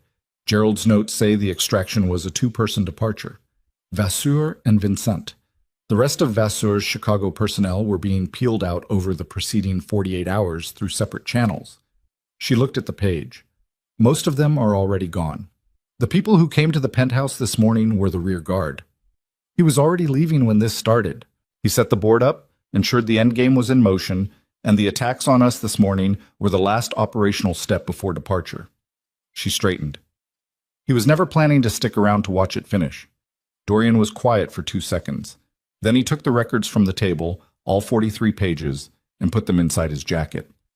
"We need to move," he said. They moved. Back in the SUV, Dorian made 3 calls in rapid succession, while Maris watched the streets for Vasseur's people with the particular quality of attention she had developed overnight. The constant peripheral scan, the assessment of vehicles and doorways, and the body language of figures on the sidewalk. She saw nothing that flagged, that did not comfort her. The people Vasseur used did not flag. The calls were brief and clipped. By the 3rd one, Dorian had assembled a response: 6 additional personnel, 2 vehicles, a route to Raleigh Executive that avoided the main approach roads in favor of the peripheral access used by catering and fuel contractors. He operated the logistics of it the way he operated driving, without apparent urgency, with complete control. And she listened to it happen and understood for the first time in a visceral rather than intellectual way what the word empire actually meant. Not buildings, not money, not the performance of power in boardrooms, the infrastructure of men who moved when directed, who trusted the direction without requiring its justification, who had been built over years into a system of response that could be mobilized in minutes. She thought about what it had cost him to have that system betrayed from inside. She did not say anything about it. In the back seat, Garrett had gone quiet in the way of injured people conserving resources. Cole had his phone out and was receiving information and relaying it to Dorian in fragments. The rear guard team at the penthouse had withdrawn as of 40 minutes ago, which confirmed the morning's operations were concluded from Vasseur's perspective. The Lincoln Park perimeter had dissolved. The building security desk operator who had fed position information had been identified and was no longer a variable. Maris did not ask what that last phrase meant. She was beginning to understand the vocabulary. They picked up the additional vehicles at a parking structure in River North. A handoff that took less than 3 minutes, the kind of efficiency that came from repeated practice. And then the convoy was moving northwest through the city, through neighborhoods that thinned from dense commercial to light industrial to the wide, flat periphery where Chicago loosened its grip on the land and the buildings got lower and the sky got bigger and private aviation facilities occupied their quiet acres behind chain link and runway lighting. Raleigh Executive Airport was not large. A single primary runway, 2 hangars, a small terminal building for passenger processing. The kind of facility that existed because wealthy people needed to move without the friction of commercial infrastructure and were willing to pay substantially to avoid it. They approached on this contractor road, which ran along the facility's western perimeter behind a line of maintenance buildings, and stopped the vehicles 200 meters from the nearest hangar. Through the windshield, Maris could see the hangar's open bay, a large rectangular mouth of fluorescent light against the gray morning, and inside it the shape of an aircraft being prepared for departure. Ground crew moving around it, a fuel vehicle. The particular organized activity of a charter departure being readied. Dorian looked at the hangar for a long moment. 2 entry points, Cole said from the back. the vehicle bay and the personnel door on the north face. Camera coverage on both, one of the newly joined personnel said through the vehicle comm. Take the cameras down, Dorian said. 30 seconds warning before you do it. Maris was looking at the aircraft. A mid-size business jet, the kind that seated 8 to 12, with the range for transatlantic flight if it wanted. She was also looking at the ground crew, counting them, assessing their movement patterns, the way they oriented to the aircraft, whether any of them moved with the particular quality of someone who was not there to fuel a plane. 4 of those ground crew aren't ground crew, she said. Dorian looked at her. The 2 on the far side of the aircraft, they're standing in positions that give them sight lines to both entry points. The one by the fuel vehicle hasn't connected the fuel line in the 4 minutes we've been watching, and the one near the personnel door is wearing gloves that are the wrong weight for the temperature. She paused. Vasseur didn't pull his rear guard completely. He kept 4 people at the extraction point. Dorian looked at Cole. Cole looked at the hangar. She's right, he said. I know, Dorian said. He turned to Maris. Stay in the vehicle. Absolutely not. Maris, you need someone who can get inside that terminal building and pull the flight filing, she said. If Vasseur has a secondary extraction route, a different aircraft, a different runway slot filed under a shell company, it'll be in the terminal's departure system. Your people know weapons. They don't know logistics documentation. She held his gaze. I know logistics documentation. It's the only thing I've known for 4 years. Something moved in his expression. The thing under the composure, moving fast, and this time she could see it clearly enough to name it, though she didn't. The terminal's 30 meters from the hangar, he said. I know. If the 4 inside get alerted before we control the hangar, then I'll need to be faster than the alert. She looked at the terminal building. Single entrance. 1 visible camera. 30-second warning when the cameras go down. He looked at her for 3 full seconds. You run the moment you hear the first shot, he said. You don't stop. You don't look back. Terminal door, departure system, secondary filings. You have 4 minutes maximum. 4 minutes is enough. He reached across and his hand closed briefly around her wrist. Not hard, not restraining. The specific contact of a person who has run out of words for what they mean and is using the only remaining available language. And then he released it and looked forward and said to Cole, cameras in 60 seconds. 60 seconds. She counted them. At 40, she got out of the SUV and moved along the maintenance building wall toward the terminal, keeping the structure between herself and the hangar's sight lines, her shoes on the gravel making less noise than she'd feared.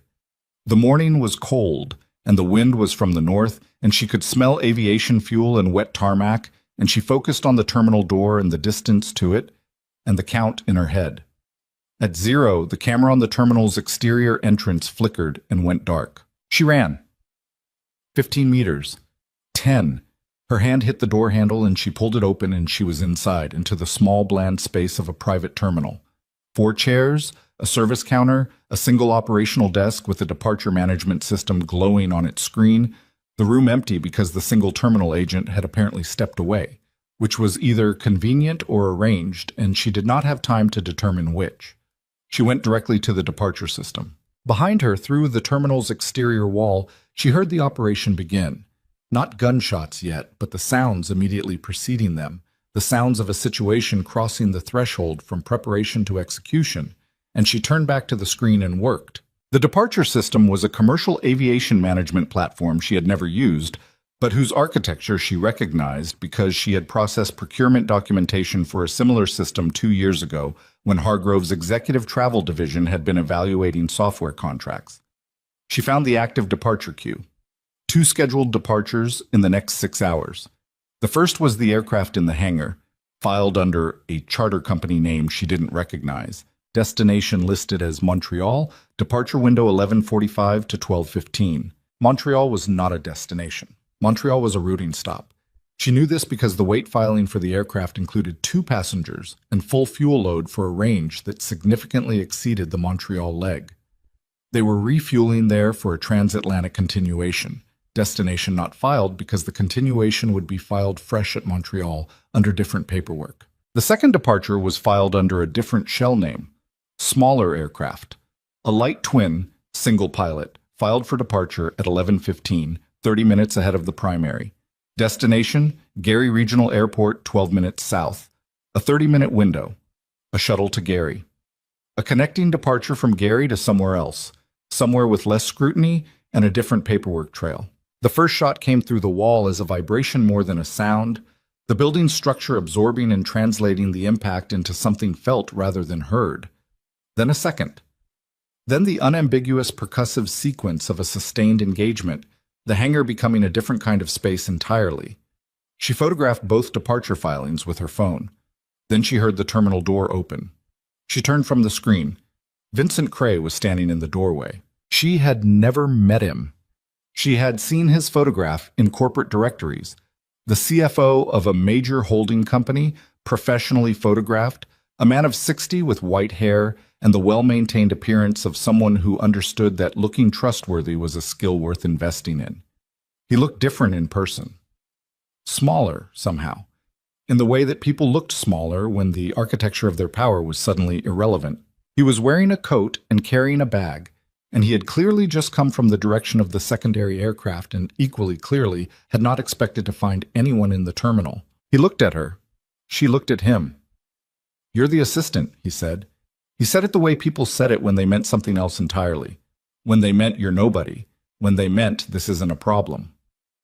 "I am," she said. He glanced toward the departure system screen behind her, at the photograph she'd just taken but not yet sent. "Give me the phone," he said. "No." He took a step into the room.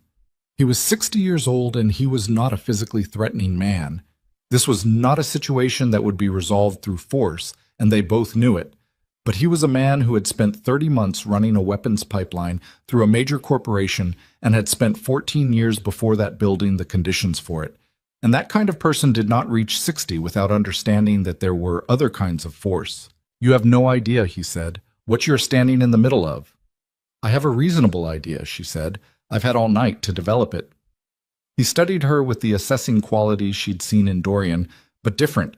Where Dorian's assessment was about understanding, Vincent's was about calculation, about the specific arithmetic of what a person was worth and what they cost and which number was larger. "You're the one who found the partition," he said. "You left it where I could find it." She watched his face. "Gerald's clearance code. You gave it to Gerald specifically so that he would use it for routine requests and eventually hand it to an assistant for a document pull. You wanted the partition found. You wanted documentation removed from Hargrove's system before Vasseur's cleanup operation could eliminate it, because you knew Vasseur's cleanup operation would include you." Something very small changed in Vincent Cray's expression. "You needed a third party to pull those files out," she said. "Someone invisible enough not to trigger Vasseur's surveillance of the access logs immediately. Someone who would be recovered by Dorian before Vasseur's team could eliminate them, because you knew Dorian monitored threats to people in that building. You knew about his arrangements." She paused. "You were trying to create a dead man's switch, evidence of Vasseur's operation in Dorian's hands, outside your control, as insurance against Vasseur closing you out of the arrangement." Vincent Cray was very still. "It didn't work the way you planned," she said, "but you gave me those files anyway. Which means somewhere in the part of you that's been building escape routes for 30 months, you understand that the only path you have left runs through telling Dorian everything you know about Vasseur's current infrastructure." She took a step toward him. "Where is he in this building?" A long silence. The engagement in the hangar was still audible through the walls, but it had changed character. Fewer shots, longer intervals, the sound of a situation being resolved rather than escalating. Vincent looked at her phone, at the door, at the departure system screen. "The north hangar," he said. "He's been there for the last 20 minutes. He was waiting for me to confirm the primary was loaded before he boarded the secondary." He paused. "He doesn't know the primary was a decoy. He never trusted me completely. The primary was his test. If I loaded it cleanly without tipping anyone, I was still useful. If anything compromised the primary, he was already on the secondary, and I was the thing he was leaving behind. And you were going to board the secondary anyway," she said. "I was going to be on it before he arrived." Something crossed his face. Not remorse, not quite, but the exhausted realism of a man who had been running calculations for 30 years and had finally reached the end of the margin. The north hangar has a direct runway access on the east side. He has 2 men with him. Maris sent the photographs to Dorian's number with the message. North hangar, east side, 2 personnel. He's there now. Then she looked at Vincent Cray and said, "Sit down." He sat down. She stood between him and the door and listened to the hangar and watched him and waited, and the seconds moved with the particular weight of seconds in which everything that had been set in motion across 30 months and 14 years and one late night in November was converging on a single point, a single man in a second hangar waiting for a flight that was not going to come. And somewhere on the other side of the wall, Dorian Blackthorne was reading her message and already moving toward it with the particular quality of intention that she had come to understand over the last 12 hours was not cruelty and was not rage, but was the absolute finality of a man who had built an empire and watched it be used against him and had run out of patience for the distance between himself and the person responsible. The north hangar's lights were visible through the terminal's east-facing window, a yellow rectangle against the gray November sky. And she watched them and felt her heartbeat in her throat, and her hands were steady, both of them. And she held that steadiness the way you held a door against something trying to get through. And she did not look away from the light until she heard, from the direction of the north hangar, a single shot, clean and certain, and then silence. The complete and total silence of something that had been in motion for a very long time, finally arriving at its end. The silence after a single clean shot was a different kind of silence than the silence before it. Maris understood this now in a way she had not understood anything before last night. Not intellectually, not abstractly, but in the body. In the specific quality of stillness that settled into a space when the thing that had been in motion for a very long time finally stopped. She stood at the terminal's east-facing window and watched the yellow rectangle of the north hangar's light and listened to the silence resolve itself into ordinary sounds. Wind across the tarmac, the distant idle of a fuel vehicle, the structural creaking of a metal building in cold air. Vincent Cray sat in the chair behind her and did not speak. She did not turn around for a long time. When the terminal door opened, it was Cole, and behind him 2 of the men from the convoy, and behind them Dorian. He was unhurt.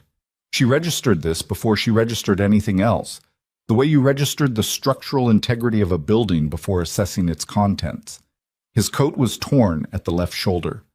There was blood on his right hand that she could not tell, from the distance across the terminal, was his or someone else's. His face carried the particular settled quality of a man who had done a thing he had known for some time he would have to do, and had done it, and was now on the other side of it. He looked at Vincent. Vincent looked at him. Nothing passed between them that had words attached to it.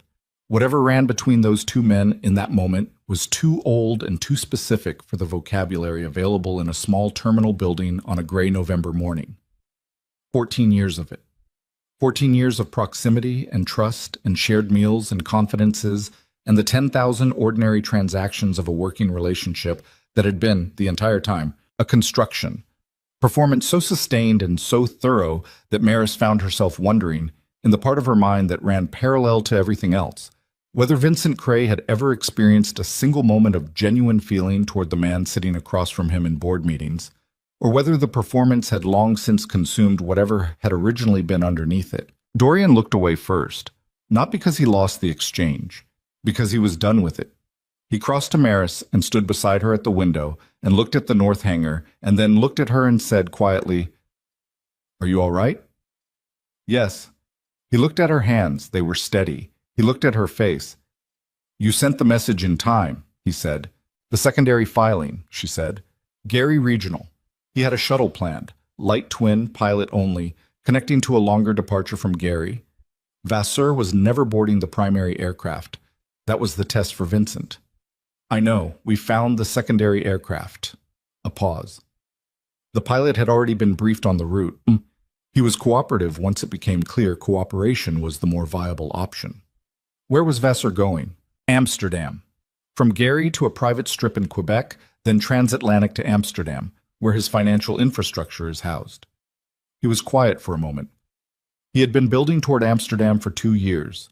Every significant asset, every account, every operational relationship that mattered to him was already there. He was always going to leave. Chicago was never permanent to him. It was an acquisition target. Dorian looked at the north hangar. He wanted the freight infrastructure, the port contacts, the routing network, With those, he could replicate in Amsterdam what he had built in Detroit, with access to European distribution channels that Detroit couldn't provide. He paused. He didn't want my territory. He wanted my methodology. She thought about that, about the particular kind of ambition that looked at a thing someone else had built across decades of sacrifice and patience, and said, "I'll take the blueprint and skip the decades." "Vincent," she said, "what happens to him?" Dorian was quiet for long enough that she looked at him directly. "He'll talk," Dorian said. "He'll give us everything, every contact he established for Vasseur, every arrangement he brokered, every name in the network that the partition files didn't capture. He has no remaining alternative." A pause. After that, he didn't finish the sentence. She didn't ask him to.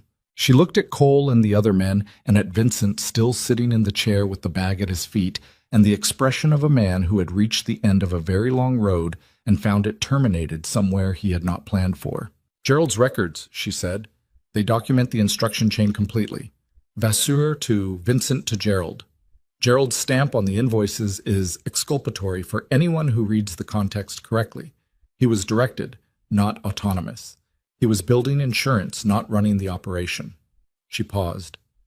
"He's in a hospital now, presumably." "He's alive," Cole said from across the room.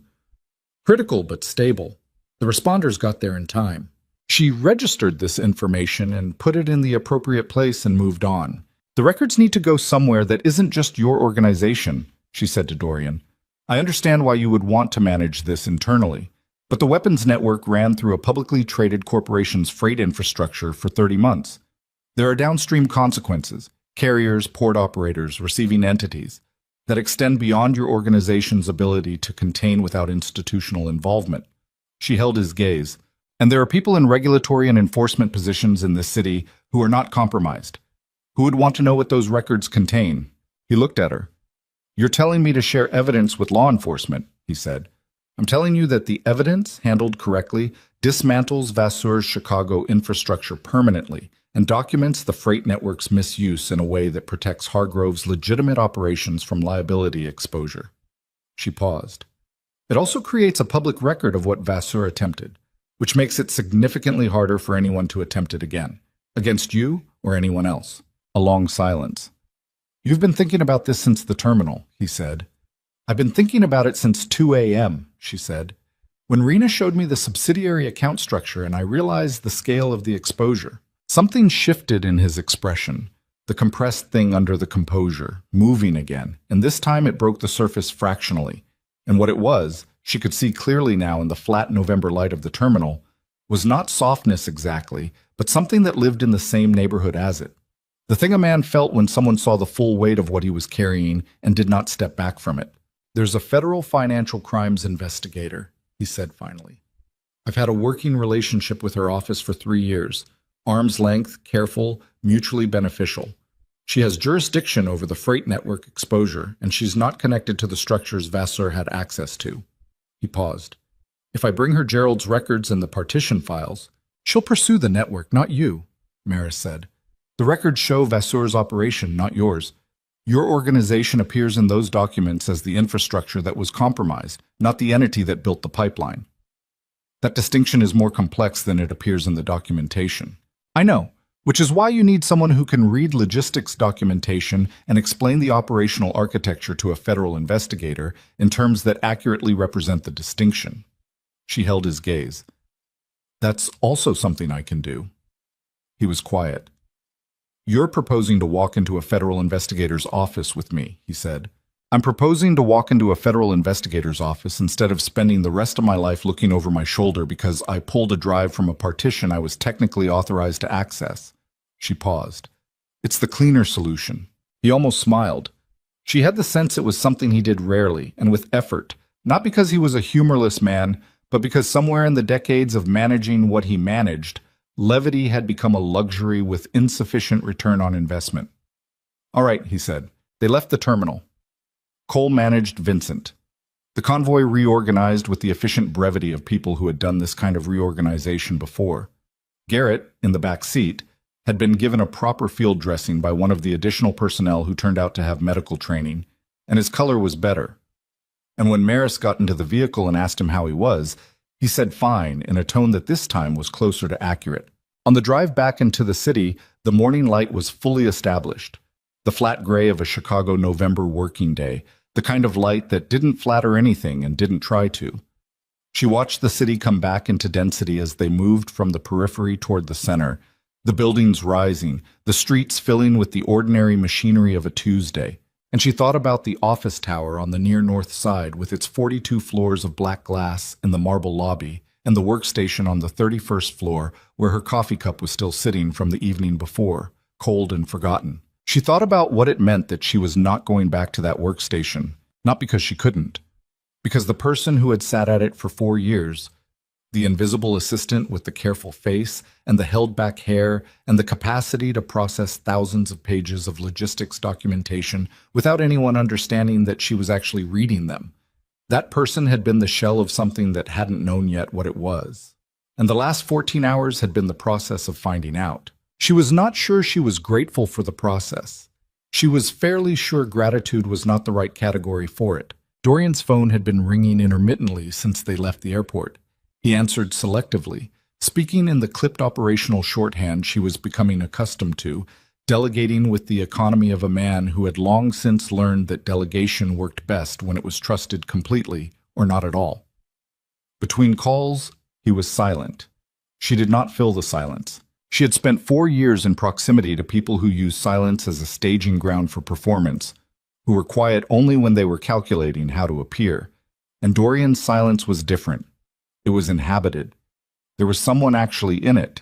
The federal investigator's office was in the Dirksen Federal Building on Dearborn Street, and Dorian made a call ahead that she was not fully privy to, speaking quietly to someone he clearly knew well enough to reach on a direct line without a scheduled appointment on a Tuesday morning. The call lasted 4 minutes. When it ended, he said they would be received in 40 minutes. They stopped at the penthouse first. She washed her face and changed into clothes Rena had procured from somewhere. Dark slacks, a black sweater, a gray coat that fit well enough. And she stood in the bathroom of the room she'd slept in and looked at her reflection with the specific attention of someone she hadn't seen in a while. The face looking back was not particularly different from the face she'd looked at yesterday morning.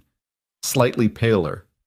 The eyes carrying something that hadn't been there before, a quality she couldn't name exactly. Not hardness, not age, something more like resolution. The look of a person who had been tested against an unknown standard and had discovered, in the testing, what the standard was. She pulled her hair back. She went out. Rena was at her station. The equipment table had been partially cleared. The screen showed status updates she did not try to read. Rena looked at her, and there was something in the look that had not been there at 6 a.m. A quality of recognition between two people who have survived a shared thing and are now in the slightly awkward space of acknowledging it without a script for how to do that. The interlayer decryption finished, Rena said, 2 hours ago. I've been going through the contact ledger. How extensive? 37 names across 9 cities, port-level contacts in 4 facilities, 3 receiving entities that I can identify as existing operations running under legitimate business covers. She paused. It's a complete network, everything Vasseur needed to replicate your freight operation in Europe. That goes to the federal investigator this morning, Maris said. Rena looked past her at Dorian, who had come out of his room and was buttoning his jacket with the composed deliberateness she was now accustomed to. Dorian nodded once. Rena pulled the files onto a secured drive without further discussion. In the elevator going down, Dorian stood beside her again in the confined space, and she felt the same thing she'd felt on the way up the previous night. The particular weight of his presence, the quality of stillness in him, the way the space reorganized itself around whoever he was. And she thought about what Rena had said at 4 a.m. He's been paying attention to you for considerably longer than tonight. She had not had time to examine that then. She had time now, or something adjacent to time, the 40-second duration of an elevator descent. The arrangements you had in place, she said, for protection. Before last night. He looked at her. Rena told you. She confirmed what you said in the car, that you had arrangements regarding my situation. She kept her voice even. Financial. The harassment situation at my previous employer, the stalker in 2022. He was quiet. I need to understand what that was, she said. It was what it was, he said. That's not an answer. No, he said, it isn't. The elevator continued its descent. I noticed you in your first month at Hargrove. Not in the way you might assume, not a personal fixation. I was reviewing a risk assessment of the executive floor's administrative staff as part of a standard security audit, and your file came across my desk, and I read it the way I read everything, which is completely. He paused. Your previous employer had created a hostile work environment that included 3 documented instances of harassment that HR had buried. The financial exposure from a previous tenant dispute had damaged your credit in ways that were not your fault. The individual who was following you in 2022 had a prior restraining order violation in another state that the local police department had not accessed when they reviewed his file. He paused again. I had resources that made those situations addressable. I addressed them without telling me. Yes. Why? He looked at the elevator doors. Because telling you would have changed what you were to me. She absorbed this. What was I to you? She said. The elevator opened into the lobby. He stepped out and looked back at her, and his pale gray eyes held something that the cameras had always failed to capture and that she was finally close enough in sufficient light to read accurately. The most capable person in any room you walked into, he said, who had no idea that was true, and who I could not, in good conscience, compromise by making you aware of my interest until the circumstances had changed sufficiently that the awareness would be a choice rather than a complication. She stood in the elevator for one more second, then she stepped out. They walked out of the building into the Chicago morning, cold, gray, purposeful, and the wind came off the lake to the east and hit them both with its flat November indifference, and she turned her collar up, and he signaled to Cole, who brought the vehicle around, and they got in, and the city moved past the windows toward the federal building on Dearborn. The meeting with the investigator lasted 3 hours. Her name was Patricia Voss, mid-50s, sharp-eyed, with the measured quality of someone who had built a career on the accurate assessment of what people were not saying. She sat across a conference table from Dorian and Maris, and she listened with the specific intensity of someone who understood, within the first 10 minutes, that what she was being given was not a routine cooperation package, but a fully documented dismantling of an interstate weapons distribution network with an evidentiary trail solid enough to pursue without risk of procedural failure. Maris walked her through the partition files, the subsidiary account structure, Gerald's hard copy records, the interlayer contact ledger. She did it in the language of logistics documentation, the routing anomalies, the weight configuration discrepancies, the ghost carrier architecture, translating the operational machinery into the terms of evidence with the methodical precision she had applied to every document that had ever crossed her desk. And she watched Patricia Voss's expression move from careful attention to something considerably more alert. Dorian answered the questions about organizational structure, about his relationship to the freight network's legitimate operations, about the timeline of his awareness of the penetration. He answered without evasion and without complete disclosure, threading the needle with the practiced facility of a man who had spent decades operating at the intersection of power and law.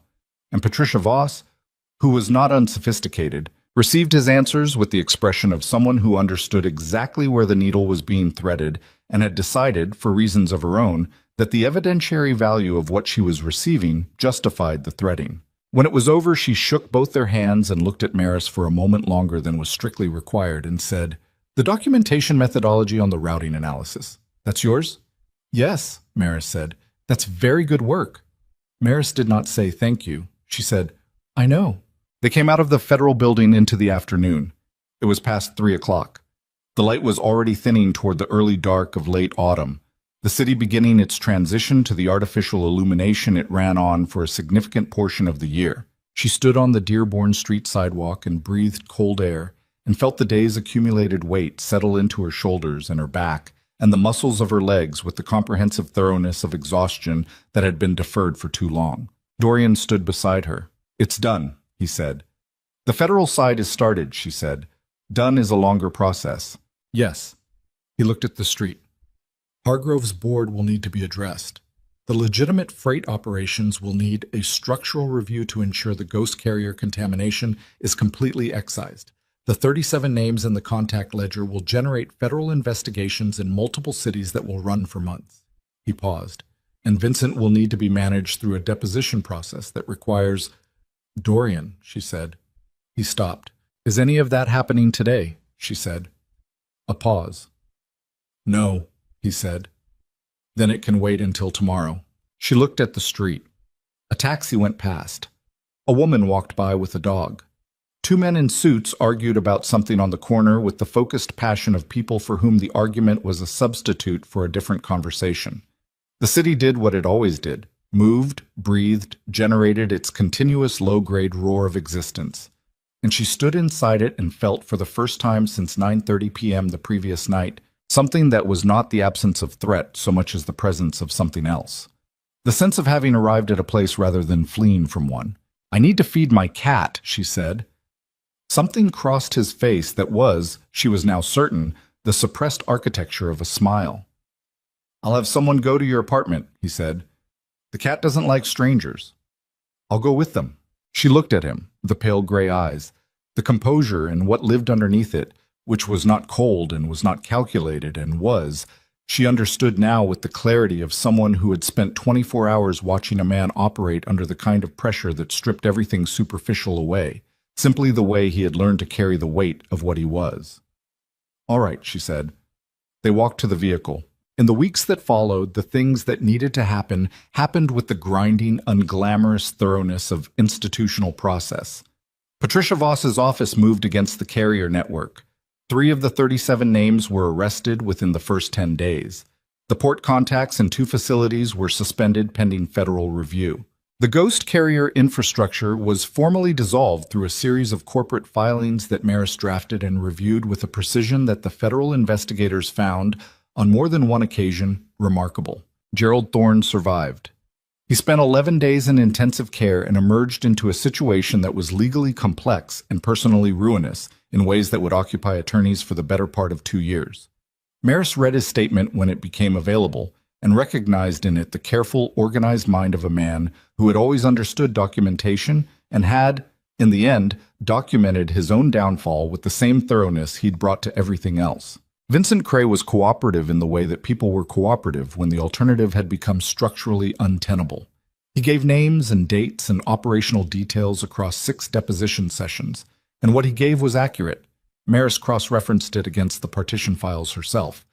And when it was done, he was a man who had given everything he had and had nothing remaining that was worth protecting. She did not feel sorry for him. She did not feel the absence of sorry for him. She felt, when she thought about him, which was less and less often as the weeks turned, the particular neutral weight of a fact that has been fully processed and filed and no longer requires active attention. Hargrove Meridian's legitimate freight operations underwent structural review.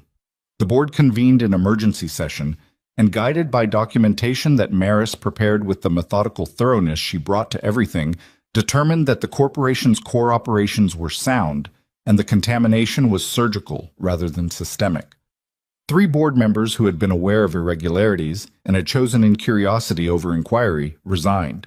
2 were replaced by people whose primary qualification was a demonstrated appetite for accurate information. Maris's official title changed. She was not given a new title immediately. This was deliberate. Hers and Dorian's mutual understanding that the work she was doing for his organization, which was different from anything that existed in a standard corporate org chart, required a period of practical definition before it could be formally named. She spent those weeks learning the architecture of what he had built, not the criminal infrastructure, which was being systematically restructured in the aftermath of the Vassar operation, but the legitimate empire that surrounded and sustained it, with the same focused attention she had brought to the partition files on the night of November 12th. She was good at it. She had always been good at it. The difference was that now there was no one who did not know it. Rena, after the first 2 weeks, stopped explaining context when she briefed Maris on operational matters. The 2 of them developed a working rhythm that was spare and efficient, and occasionally, when the work permitted it, laced with the dry humor of people who shared an accurate assessment of how absurd most of what they were dealing with actually was. Garrett healed. His shoulder required physical therapy, and he undertook it with the stoic grudgingness of a man who considered physical limitation a personal affront. Cole said nothing about this, which was consistent with Cole's approach to most things. On a Tuesday evening in December, 6 weeks after the night she had run down a stairwell in a black glass tower. Maris sat in the penthouse at the equipment table with a glass of wine she had poured herself from a bottle that had been opened and left on the counter, and she looked at the lake through the wall of windows. The water was dark, and the city's reflection moved across its surface in shifting, broken patterns, and the wind she could not hear from inside pressed against the glass with its flat, impersonal persistence. Dorian came in from the office at the far end of the floor and stood in the entrance of the main room and looked at her. She looked back. He crossed the room and poured himself a glass and sat in the chair across from hers. And the city did what the city did beyond the glass, and they were quiet for a while in the inhabited way of two people who had learned each other's silences well enough to be inside them comfortably. "Voss called today," he said. "I know. She called me also. The Quebec Strips operation is being wound down. They've traced 4 of the Amsterdam accounts." He paused. "It'll be 8 more months before the network is fully documented." "Probably 10, she said. "The Rotterdam connection is more complex than the initial filings suggested." He looked at her. "You've been working the Rotterdam connection." "I read the secondary filings last week. The shell structure has 3 layers that the federal team hasn't unpacked yet. I wrote a routing analysis." She picked up her wine. "I left it on your desk." He was quiet for a moment. "Maris?" he said. She looked at him. "What you did," he said, "from the moment you found the partition, everything you chose, the drive, the roof, Gerald's records, the terminal." He paused, and she could see him choosing words with the care of a man for whom language had always been a tool rather than an expression, and who was attempting, with visible effort, to use it differently. "I have built this organization across 20 years, and I have worked with capable people across all of those years. I have not worked with anyone who saw what you saw, as fast as you saw it, and acted on it without the paralysis that most people experience when the stakes become real." She looked at her wine. "I was terrified," she said. "I know. I wasn't functional because I wasn't afraid. I was functional because being paralyzed was a worse option than moving." "Yes," he said. "That's exactly what I mean." She looked at him across the low table between their chairs, the pale gray eyes that cameras had always rendered incorrectly, and that she had now had sufficient proximity to read accurately, which was not coldness and was not calculation, and was the complex specific thing of a man who had learned, across a long time and through a significant cost, not to want things he could not protect. He had protected her before she knew she needed it. He was looking at her now with the expression of someone who had decided, or was deciding, that the circumstances had changed sufficiently that the awareness was a choice rather than a complication. She thought about invisible people, about what they heard, about what they saw, about the 4 years she had spent in a building full of people who had looked through her and how that had felt, and also about what it had given her. The maps, the exits, the architecture of every room she had ever been in, the capacity to move through a crisis with steady hands and a mind that sharpened under pressure because it had spent years sharpening on things too small for anyone else to notice. She had been overlooked her entire career. She was not overlooked now. She reached across the table and picked up his glass and handed it to him because he had set it down and forgotten it, which was a thing he did when he was thinking. And he took it from her hand, and their fingers touched in the transaction, and neither of them moved away from the contact. Outside the lake moved in the dark, enormous and indifferent, running its old cold miles toward the horizon with the permanence of things that had been there before the city and would be there after it. The lights burned across the skyline, 10,000 points of will against the dark. The wind pressed against the glass and did not get in. Inside, 2 people who had found each other at the end of a night that could have ended entirely differently sat in the quiet of what they had survived and what they had built from it. And the city below them belonged to both of them now.